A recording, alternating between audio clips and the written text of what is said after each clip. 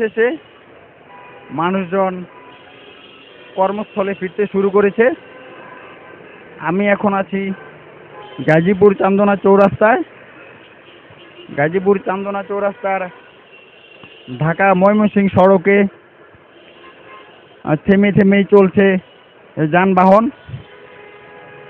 মোটামুটি যাত্রী সাধারণের সমাগমে মুখরিত গাজীপুর চান্দনা চৌরাস্তা, ঠিক যেন চান্দনা চৌরাস্তা তার সেই পুরনো রূপে ফিরে এসেছে। এদিকে সারাদিনের তীব্র প্রখর রোদে যাত্রীদের কিছুটা ভোগান্তি পোহাতে হয়েছে এই জ্যামের কারণে।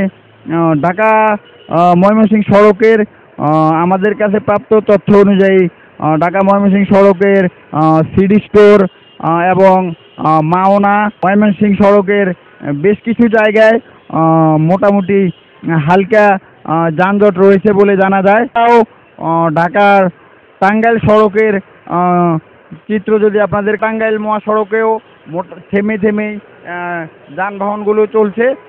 ঢাকা টাঙ্গাইল মহাসড়কের যমুনা সেতুর 1.5 কিলোমিটার জুড়ে মোটামুটি হালকা জ্যাম রয়েছে।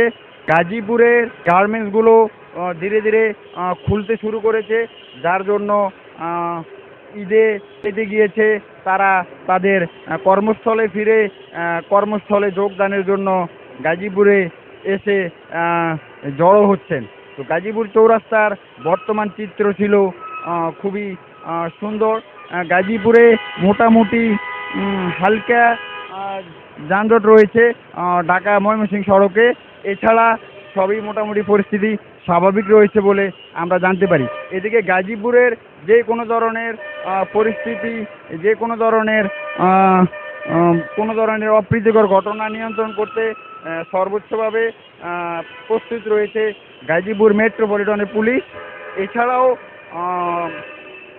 ঈদে যারা বাড়ি গিয়েছে তারা যাতে নিরাপদে নির্বিঘ্নে তাদের কর্মস্থলে পৌঁছাতে পারে সেই জন্য মাঠ পর্যায়ে সার্বক্ষণিকভাবে কাজ করে যাচ্ছে বাংলাদেশ সেনাবাহিনী। তো এই ছিল গাজীপুর চৌরাস্তা থেকে আমার কাছে সর্বশেষ।